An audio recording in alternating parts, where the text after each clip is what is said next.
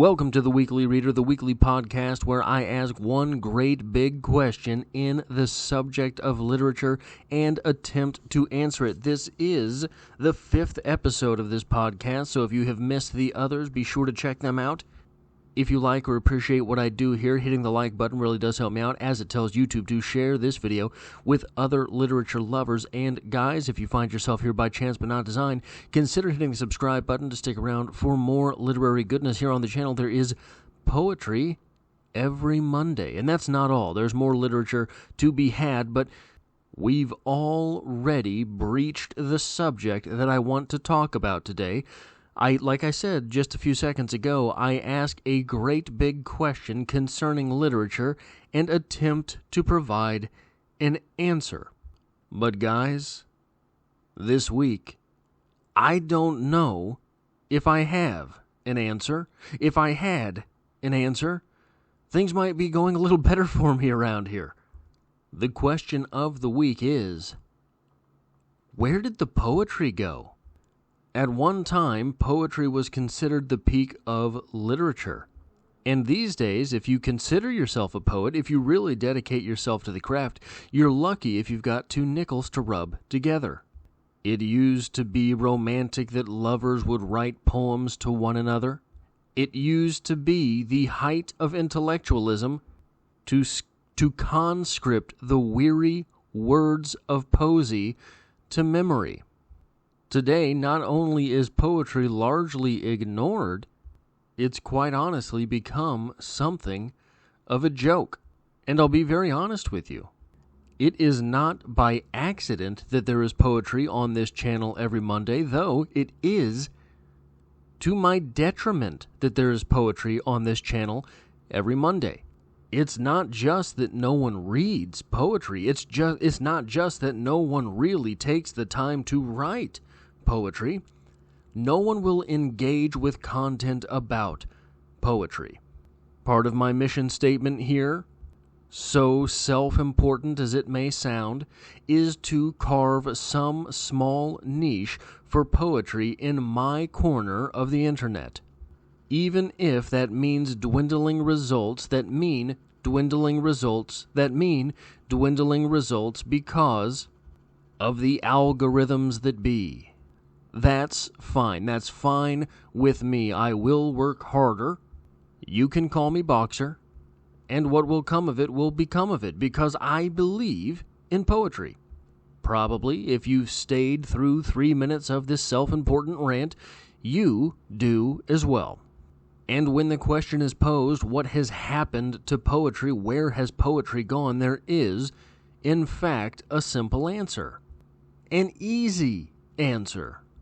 And in order to transition into that answer, I'm going to read you a poem. And if you recognize it, you will know exactly where I'm going. But don't worry, because I will get there anyway. The poem is called "The Rose That Grew from Concrete," and it reads as such. Did you hear about the rose that grew from a crack in the concrete? Proving nature's law is wrong, it learned to walk without having feet.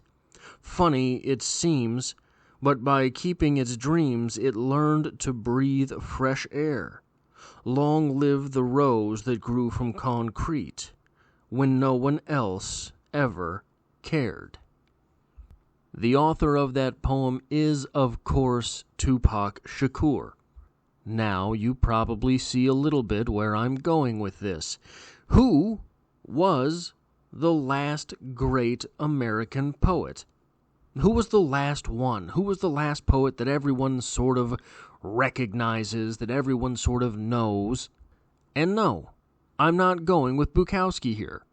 In my estimation, Bukowski is a great poet, but in order to make so bodacious a claim as that perhaps poetry has died, Bukowski is not an ember bright enough in the eyes of the elitists, in the eyes of the gatekeepers, in the eyes of the academe, to particularly be considered a great poet. Now, why use that standard? I suggest we use that standard because in its pretentious, pompous, puffed up, self self-serving way, using the selective process of academia, the ivy walls of academia, might be the most stringent. And I think that is important to this argument. There are all sorts of good poets from the last 50 or so years, poets who would not, however, be universally recognized by tweed-wearing professors that teach literature. And if we're talking about this era, this post-poetry era, perhaps it is not fair to the craft itself to include the names of individuals who have reigned supreme over the downfall of poetry, perhaps Bukowski contributing to that. Perhaps the Tracy K. Smiths and the Billy Collins of the world contributing to that. I suggest that the last great, with a capital G, American with a capital A, poet with a capital P, was Robert Frost. Disagree with me if you want, that's fine.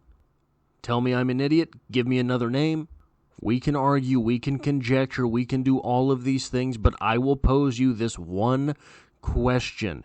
Is there any poem in American literature of the last 100 years so well known as The Road Not Taken, which, by the way, is 108 years old? First published in Atlantic Monthly in 1915. Everyone knows the final couplet of that poem. I took the one less traveled by, and that has made all the difference. Oftentimes by rote, by memory, or in other contexts, the one less traveled by is replaced by the road less traveled by, but that's just the same thing, as the word road was not used as it was used in the previous line. So if you will grant me the ubiquity of that poem, then I think we have some place to make the argument for Robert Frost being, Robert Lee Frost, by the way, being the last great American poet. Born in San Francisco in 1874. Died January 29th, 1963 in Boston, Massachusetts. California, by the way, had been a state for just 24 years. Became a state September 9th, 1850. So tomorrow, California will be 173 years old. That's why I talk about literature. I'm not on here talking about math, right? 173 years old tomorrow. So let's look at those dates a little bit closer. Robert Frost was born in 1874. He died in 1963, the last great American poet. He was born in 1874. The first radio transmission was in 1897. Robert Frost died in 1963. The first car radio with FM happened in 1952. Television may have killed the radio star, but radio probably killed the poetry star. Maybe. After all, music has all of the standards and regulations that poetry used to have. It rhymes most of the time. There's rhythm most of the time. There are themes and subjects and metaphors most of the time. There's even some catchy instruments going on in the background.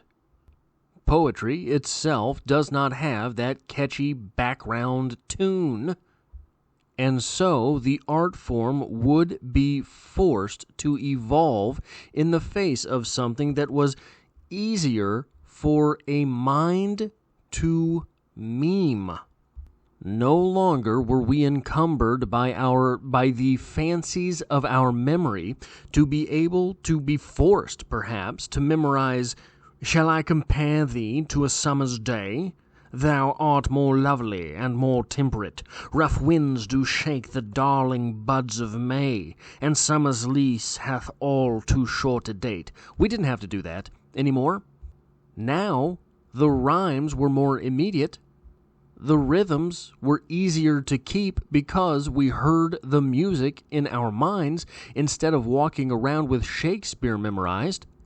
Instead, we can just very poorly sing the lyrics of our favorite song to ourselves. It's easier to commit to memory because we commit it to memory with rhythm immediately. We commit it to memory with rhythms that have been selected for those words. Selected. Sort of a strange word to put towards this argument. But it's not. It's not at all. The art form of poetry we're going to have to selectively evolve if it were to survive. And that's the funny thing about evolution. You don't get to pick it. Evolution just goes where it goes. I'm going to read you something from blog.animallogic.ca. On a web page in an article, however you want to talk about this, titled, "When Evolution Goes Haywire, 5 Examples of Maladaptation in the Animal Kingdom," written by Alex Taylor, I'm going to give you the brief example of the Irish elk. Quote, "The male Irish elk was also encumbered by a burden to impress females." Surprise. "They grew the biggest antlers ever recorded, which stretched over 10 feet wide. Irish elk became extinct 10,600 years ago, and their weighty headgear has been proposed as the reason why. In the late 1800s, it was thought evolution proceeded in straight lines called orthogenesis, and that the antlers had grown larger and larger until they became entangled in thickets, which caused the elk to die off. However, orthogenesis was disproved when the role genes play in natural selection was discovered. By the 1970s, the part antlers play in sexual selection was realized, but they were still blamed for the animal's downfall. By then, it was known that the climate changed at the end of the last ice age, causing the shrubby woodlands in which elk lived to shrink. It was thought that this meant the elk could no longer find enough food to fuel the growth of their giant antlers. However, it is now believed that this theory is too simplistic.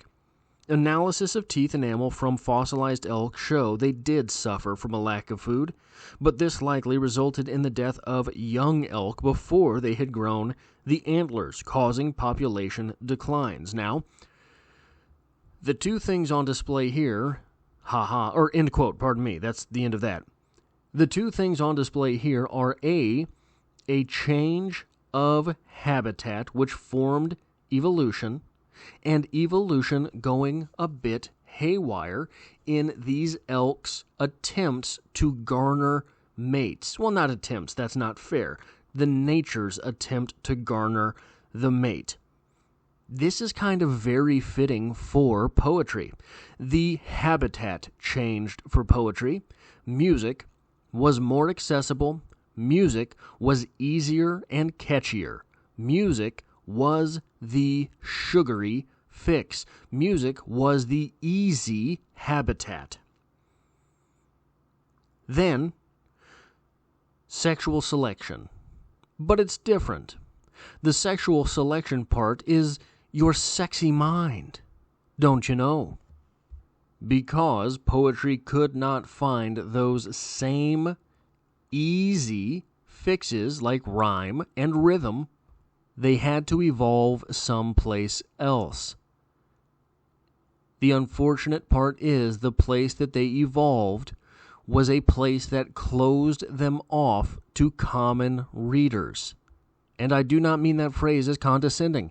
Anyone who gets into poetry initially is a common reader, whether that is in childhood, insanely young, a 4-year-old that finds a love for poetry is a common reader. Probably they will advance past that, but they begin as a common reader. Someone who is, and again, this will sound very insulting, but it's not past the surface level. Anyone who starts reading poetry is an uneducated reader. They don't know the things, they are unable, let me clarify, probably unable to explain why they like what they like. This is an easy way to see if someone is quote-unquote educated on the thing they enjoy. I can't tell you why I like the songs I like. I am extremely uneducated on music, except if it's Chris Cornell. Chris Cornell is literally a deity and had, therefore, the voice of an angel. It's science. It's facts. You can look it up. I didn't make that up. It's on the internet. It's everywhere. You can find it for yourself. But I can't tell you harmony. I can't tell you chords. I can't tell you, oh, this right here is a bridge. I have no idea any of that, and I don't care. You get to be uneducated on things and like them. That's fine. But poetry started moving faster and faster towards having to know the craft to have an appreciation for the things which are written. This is the same thing as in wine tasting. You have to build a palate to appreciate the difference between a fine Pinot Grigio and a top-shelf Sauvignon Blanc. Because if you don't have that palate of distinction, if you have not acquired the taste for wine, you're going to wander into the aisle and be upset if you didn't grab a bottle that tastes like Moscato. It just is what it is. Poetry has fallen into that same evolutionary trap. Allow me to read you a poem. I'm going to read you a poem from Billy Collins, titled Ballistics. When I came across the high-speed photograph of a bullet that had just pierced a book, the pages exploding with velocity, I forgot all about the marvels of photography and began to wonder which book the photographer had selected for the shot. Many novels sprang to mind, including those of Raymond Chandler, where an extra bullet would hardly be noticed. Non-fiction offered too many choices: a history of Scottish lighthouses, a biography of Joan of Arc, and so forth. Or it could be an anthology of medieval literature, the bullet having just beheaded Sir Gawain and scattered the band of assorted pilgrims. But later, as I was drifting off to sleep, I realized that the executed book was a recent collection of poems written by someone whom I was not fond, and that bullet must have passed through his writing with little resistance. At 2,800 feet per second, through the poems about his sorry childhood and the ones about the dreary state of the world, and then through the author's photograph, through the beard and round glasses, and that special poet's hat that he loves to wear. That's it. That's the end of the poem. And I beg you, tell me the what for. Tell me why that poem was written. Tell me what most of this poem means to anyone who does not care about poetry. Tell me what there is in this poem for a common reader. Tell me what there is in this poem to grab someone by the lapel, headbutt them, and tell them, you'd better read poetry, or else. There's nothing like that there. Billy Collins sucks. I think that's the academic term. Look, who cares about this poem? This is Billy Collins slowly sort of roasting the death of poetry itself. Probably making fun of Raymond Chandler, who, if you don't know who Raymond Chandler is, that joke doesn't land. Maybe making fun of nonfiction as what? As a creative writer, you're so above that? Probably making fun and poking a jab at some nameless poet that Billy Collins doesn't like and he's too afraid to name? What is there here for anyone that does not enjoy poetry? What is there here for anyone who does not enjoy Billy Collins? Because, guys, like I started this video saying, there's poetry on this channel every Monday. I love poetry. I love literature. I have dedicated, if you care to check, something like 1,500 videos worth of work towards trying to further the love of literature here on this channel. I don't care one bit about this poem. And as someone else who hates pretentious poets who love to wear hats and have round glasses and beards, and there's a reason that this series does not have my picture attached to it, this poem should be for me. And I'll tell you this, as someone who has spent no shortage of time around people who are English professors-ish, none of them would like this poem, but all of them would pretend to. Oh, chap, don't you get it? Don't you get what he's saying here? Oh, yes. Raise your nose, look down your nose at people. We should snobbery, shouldn't we? Stupidity. And for anyone who doesn't know who Billy Collins is, I don't blame you. I wish I didn't. But I'm going to read you from the back sleeve of this book the little bio that it has of Billy Collins. Billy Collins is the author of 10 collections of poetry, including Horoscopes for the Dead, Ballistics, The Trouble with Poetry, 9 Horses, Sailing Alone Around the Room, Questions About Angels, The Art of Drowning, and Picnic Lightning. He is also the editor of Poetry 180, A Turning Back to Poetry, 180 more extraordinary poems for every day, and Bright Wings, an illustrated anthology of poems about birds. A distinguished professor of English at Lehman College of the City University of New York. Maybe that's why I don't like him. It's the New York thing. And senior distinguished fellow at the Winter Park Institute of Rollins College. He was the poet laureate of the United States of America from 2001 to 2003, and the poet laureate of New York State from 2004 to 2006. Don't you feel the laureate roiling in his words? No, I think it's almost impossible to read Billy Collins and not come away with the idea of, who cares? So what? Of course, if you're initiated to literature, you'll understand that he's making jokes, and you'll understand the jokes that are being made. They still won't be funny. Which turns me to the most ironic case here. A case of a poet I've already name-dropped once in this video. Charles Bukowski. In a poem titled The Bluebird. There's a bluebird in my heart that wants to get out, but I'm too tough for him. I say, stay in there.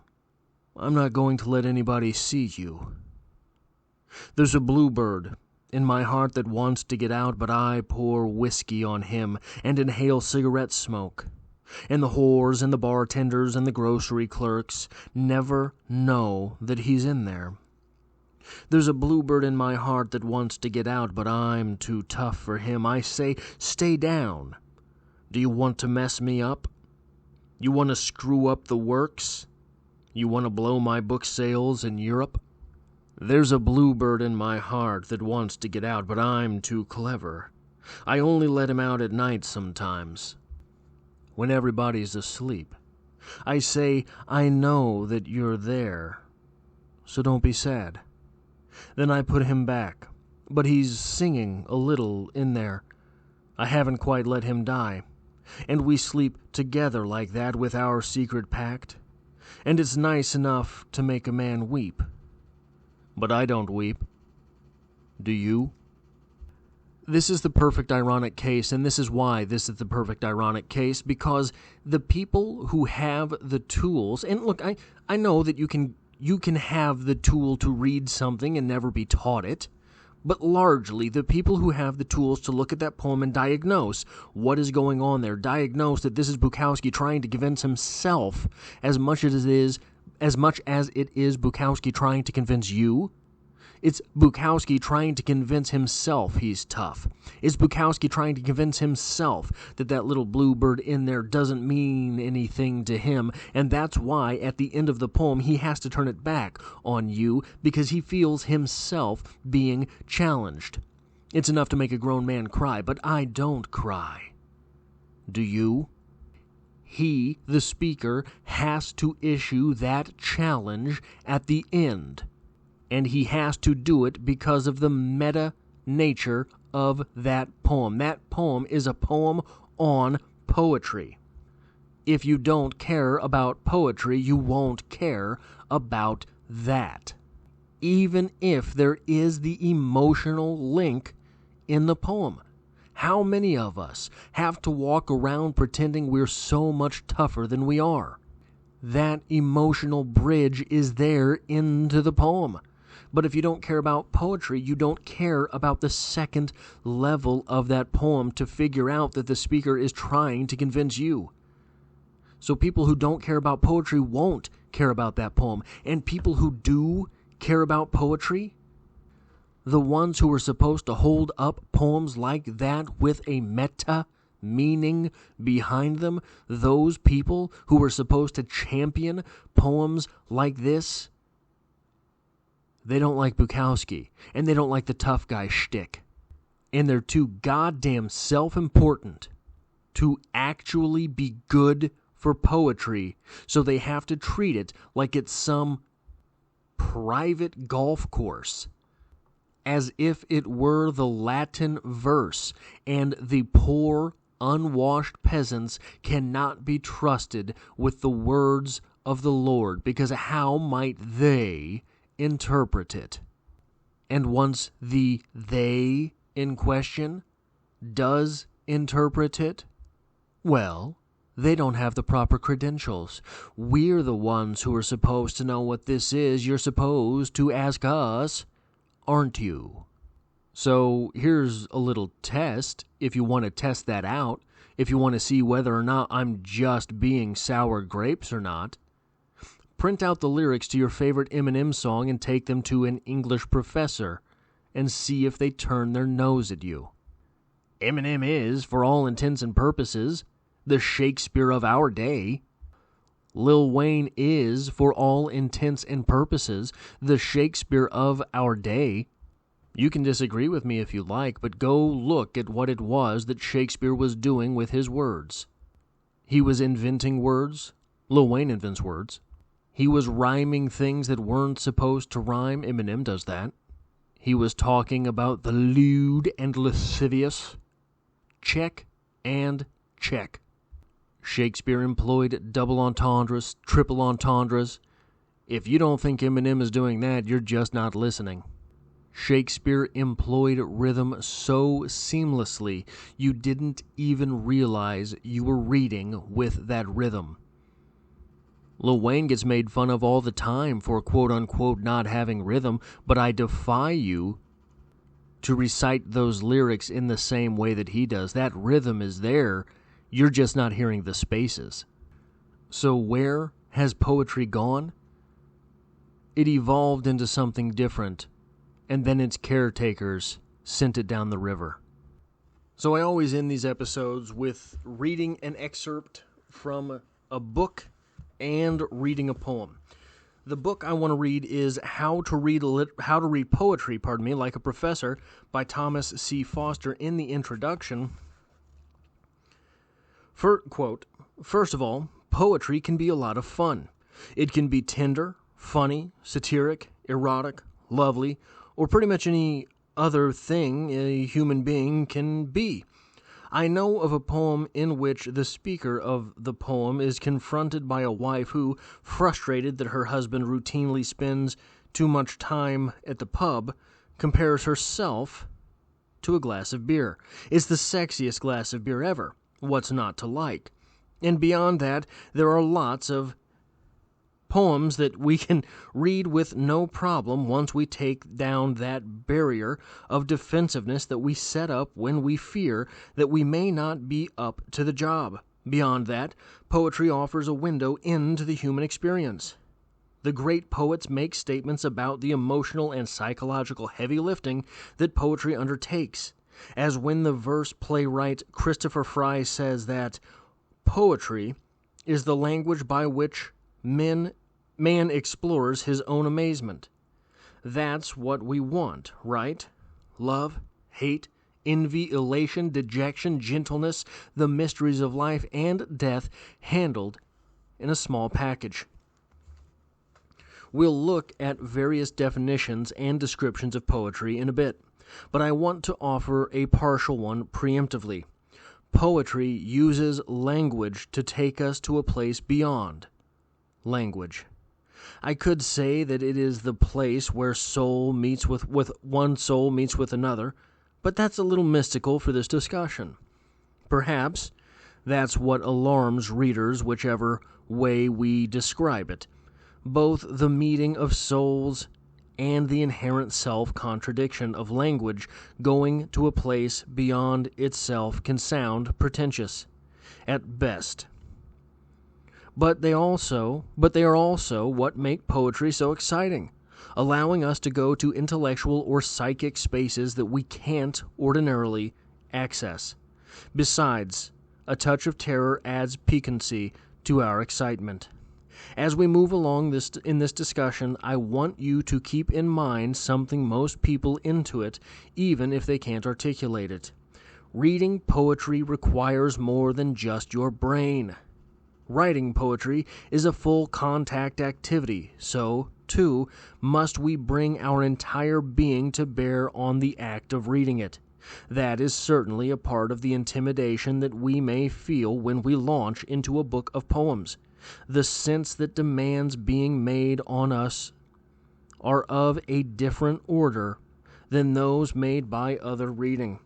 Historian David McCullough and poet Seamus Heaney are giants in their fields, but a McCullough biography, Truman, say, or John Adams, ask very different things of its reader than Heaney's volumes of verse, North, or Fieldwork.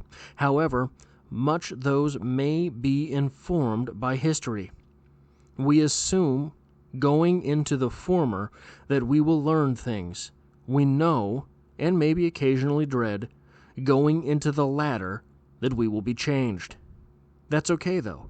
Change is good." End quote. The poem of the day comes to us, once again, from Charles Bukowski, and I think you will, with the themes, perhaps, of this video, understand why. The poem is titled "Upon Reading an Interview with a Best-Selling Novelist in Our Metropolitan Daily Newspaper." He talks like he writes, and he has the face of a dove, untouched by externals. A little shiver of horror runs through me as I read about his comfortable, assured success.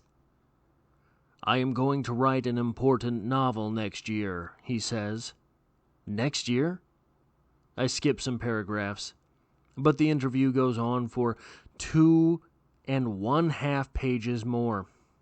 It's like milk spilled on a tablecloth. It's as soothing as talcum powder. It's the bones of an eaten fish. It's a damp stain on a faded necktie. It's a gathering hum. This man is very fortunate that he is not standing in line at a soup kitchen. This man has no concept of failure because he is paid so well for it. I am lying on the bed, reading. I drop the paper to the floor. Then I hear a sound. It is a small fly buzzing. I watch it flying, circling the room in an irregular pattern. Life, at last. That's all I have for this week's The Weekly Reader. If you have a theme or a question that you think I should tackle in another of this series, be sure to leave it in the comments below. If you enjoy or appreciate what I do here, hitting the like button really does help me out here on this channel, as it tells YouTube to share this video with other literature lovers, other poetry lovers, if there are any of you sad sacks left out there. And if you find yourself here by chance but not design, consider hitting the subscribe button, because there are myriad things that I do on this channel. There's poetry every Monday. There are these videos, podcasts, whatever you want to call them. I do short stories, I do novel read-alongs, and all sorts of other things. And I hope to have you back for the next one.